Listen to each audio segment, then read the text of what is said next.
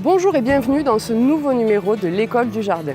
Si comme moi, vous avez toujours eu envie d'avoir un bassin plein de poissons et de jolies plantes au fond de votre jardin, je vous propose de rencontrer Pascal, avec qui on va suivre toutes les étapes de cet aménagement.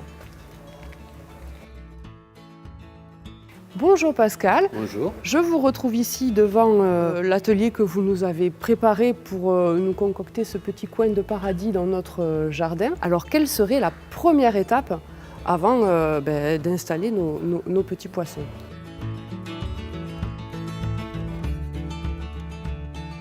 On commence pour voir la situation de votre bassin qui vous plaise au niveau de votre jardin. Ensuite, on va faire un picotage pour voir la dimension de votre bassin. On évite aussi de le placer trop proche d'arbres parce que l'inconvénient, vous allez avoir des feuilles qui vont tomber dans votre bassin et vous allez avoir une obstruction du filtre quand vous l'avez mis en place. Il en faut un peu d'ombre, mais il ne faut pas quand même une ombre complète. Sinon, vous allez perdre les couleurs des poissons. Parce que c'est la lumière qui incite à avoir des couleurs beaucoup plus vives au niveau des poissons. Si vous avez un endroit obscur et que vous n'avez pas de lumière, un poisson va devenir noir. Il va perdre ses couleurs.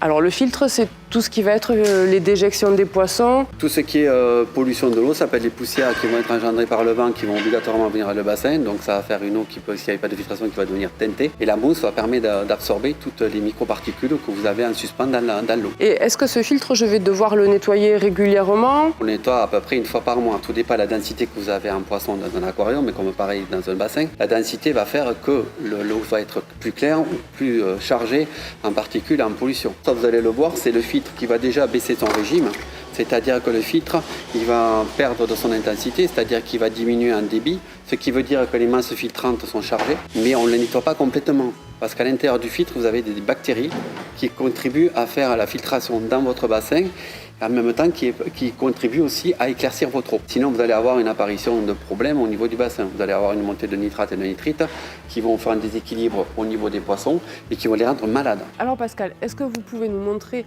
un peu plus en détail le système de filtration ? Le système de filtration se compose d'un filtre avec un jet d'eau qu'on peut changer comme on veut. Vous pouvez avoir soit le système de cloche, soit le système de jet d'eau avec plusieurs sorties qui va vous faire comme une fleur de lys. Ensuite, le filtre se compose d'une mousse filtrante qui va être à l'intérieur, qui va vous permettre de filtrer les petites particules. Ensuite, vous allez avoir un UV qui est intégré, qui permet d'empêcher d'avoir l'eau qui verdit. C'est-à-dire que les microalgues qui vont se former dans l'eau vont passer à travers un tube quartz qui est à l'intérieur du filtre, qui va être brûlé par le tube UV et qui va vous permettre d'avoir l'eau toujours claire. Le filtre, quand vous le mettez, doit tourner 24 heures sur 24. Après, on peut l'arrêter si on veut sur l'hiver, puisque les températures vont baisser et vous avez l'eau qui ne va pas se troubler ni avoir de particules vertes qui vont être dans l'eau. Dès qu'on est en dessous à peu près de 15 degrés, vous allez avoir l'eau qui va être claire. Bon, déjà, on le débranche, on le sort de l'eau et ensuite, on va enlever ces clapets qui sont sur le côté, les 4 clapets. Ensuite, le boîtier va s'ouvrir. Vous avez une mousse bleue qui est à l'intérieur bleue ou une autre couleur, ça dépend des marques. Et ça, vous allez le passer sous l'eau.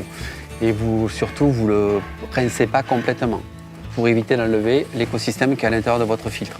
Est-ce que cette mousse, on aura besoin de la changer à un moment donné ? À un certain temps, à force de nettoyer, vous avez les alvéoles qui vont se froisser, donc elles auront moins de réserve pour garder les saletés à l'intérieur. On va mettre le filtre dans l'eau pour voir comment il fonctionne, comme ça vous verrez un petit peu. Alors là, on le place plutôt au milieu du bassin, sur un côté. On essaie de le mettre au milieu, pourquoi ? Pour éviter qu'il y ait des zones qui ne soient pas filtrées. Vous avez aujourd'hui le jet cloche qui est dessus. Alors ça dépend si on a envie d'entendre le bruit de l'eau tous les jours ou pas. Voilà, si on ne veut pas entendre le bruit de l'eau, on peut enlever carrément le jet et vous avez la filtration qui va se faire sous l'eau. Après, on peut avoir d'autres systèmes de jet qui peuvent être lisse, qui peuvent être d'autres systèmes qu'on peut avoir qui sont fournis toujours avec les filtres. L'avantage d'une cascade, c'est que quand l'eau va retomber, ça vous oxygène en plus l'eau. Parce qu'elle fait des remous à l'extérieur et ça vous fait par exemple prendre de l'air en dehors de l'eau pour oxygéner sous l'eau. Oui, ça donne un mouvement supplémentaire c'est ça. Tout à au fait. bassin. Et puis c'est joli. Voilà, exactement.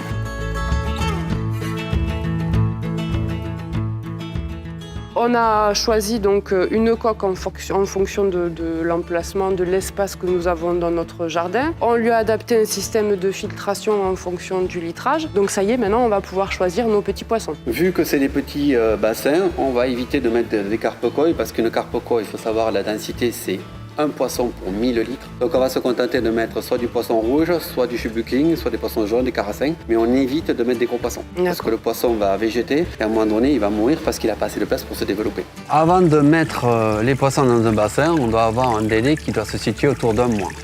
C'est pour que le cycle de l'azote soit fini au niveau du bassin. Quand on fait l'intégration des poissons, il faut faire une acclimatation.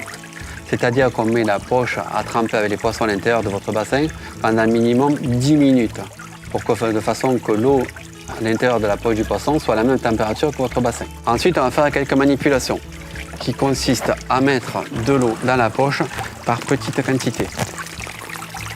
Et après, on les libère. Ils vont être contents de retrouver leur liberté. Ah ben ça y est, ils vont pouvoir enfin gambader. Voilà, tout le monde est dehors.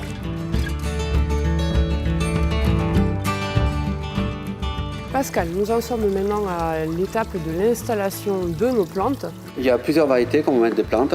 Vous avez la plante oxygénante qui va se mettre à l'intérieur de l'eau, genre Elodée, Ceratophyllum, Microsorum, qui se mettent dans l'eau et qui vont oxygéner l'eau. Ensuite, on peut mettre aussi des nénuphars, mais les nénuphars, on les met dans des tailles de bassin beaucoup plus importantes, puisqu'un nénuphar se développe minimum, c'est 1 mètre carré pour un nénuphar. Après, au fur et à mesure, il va grossir. On ne se rend pas compte, oui. C'est pour ça qu'il va falloir l'entretenir, le tailler, parce que ça fait des racines très très importantes qui peuvent vous détruire un bassin à la longue. Les plantes, on va les mettre dans des paniers qui sont comme ça. Et vous allez mettre du terreau aquatique, comme à l'intérieur. Ensuite, on prend sa plante, on la dépote comme ça. Ensuite, on la met dans son pot. Et après, on comble avec du terreau. Et par-dessus, on peut mettre quelques graviers pour éviter que la terre sorte comme ça. Et après, vous les plantez sur le côté. Et après, on peut mettre du gravier de façon à cacher un petit peu votre pot pour éviter que ça se voit trop de l'extérieur. Ce qu'on va mettre au fond de l'eau, ce sont des plantes oxygénantes, genre Microsorum, Ceratophyllum et Elodée. Ça vous permet d'oxygéner l'eau. Et en même temps, ça ramasse les saletés. En même temps, ça se nourrit. Ça évite les nitrates aussi. Voilà, parce que ça les mange. Des plantes nettoyantes. Exactement. C'est un peu là aussi où on en vient maintenant. Il va falloir les nourrir et peut-être ajouter quelques accessoires autour pour terminer notre petit coin de paradis finalement. Après, il n'y a plus qu'à mettre la chaise de l'eau. Voilà, exactement. Après avoir entendu l'eau qui coule, c'est très agréable l'été. Voilà. Merci Pascal. Avec plaisir. Il n'y a plus qu'à. Ah oui, il n'y a plus qu'à faire. Voilà. J'espère que comme moi, vous avez compris toutes les étapes pour réaliser votre petit coin de paradis. Moi, je me lance et je vous dis à très vite pour un prochain numéro.